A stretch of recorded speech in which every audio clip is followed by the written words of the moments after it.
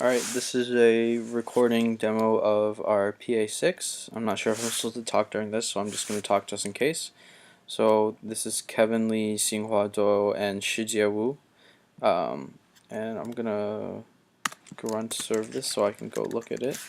So let's go see this. So our PA6 was a presentation written with Reveal.js just to explore some of the features of Reveal.js. So right off the bat, there's presentation mode. I can press S on the keyboard to bring this mode up.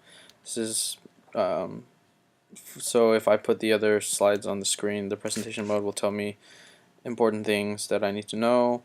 I can also press escape to see the slide layout. So right off the bat we can see we have vertical slide layouts here. So each one of us did a different topic, and then each topic has vertical slides. So we'll go into parsing first.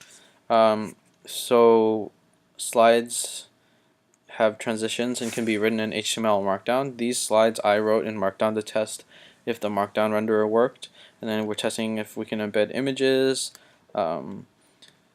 Here's some code highlighting and code blocks, and then here's an example of slides with different slide backgrounds, and it transitions the background.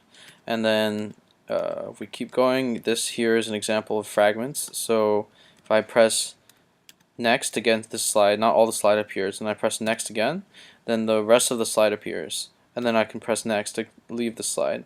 So you can have things appear on your slide sequentially. And then here, this is just a test of some of the Markdown features. So this is a header 1, header 2, header 3, and some other Markdown stuff down here. And then this is a mix. So these slides that we just saw are mixed Markdown and HTML. So some of them are written in HTML and some of them are written in Markdown. And there are some interesting things with the Markdown limitations that should be in our reflections. So here are some other examples of, here's a special transition. So instead of a cube out, we have like a cube in here. And then here's a example of another transition here where we just slide up. And then this is an example of another custom background with an image, and this is another example of a fragment. So we extended the library a little bit to have this hover fragment thing going on.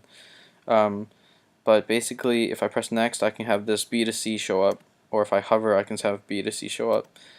And then there are some, we added this highlighting thing so you can customize the CSS so that you can have customized slides. Definitely some of the things that we've done, like the custom backgrounds or custom CSS. Yeah. And then here's a cool thing. This is MathJax. So this is latex rendered in the browser using system latex fonts. So the markup for this is just we write some latex and it shows up like this. So it's really cool.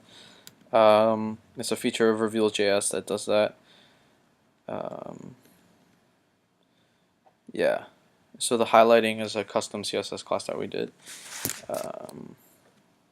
And then the vertical slides save your position, so if I move around I can come back to the same vertical slide that was it in. I think that covers everything that we implemented. So yeah, there will be more detailed stuff in the reflection.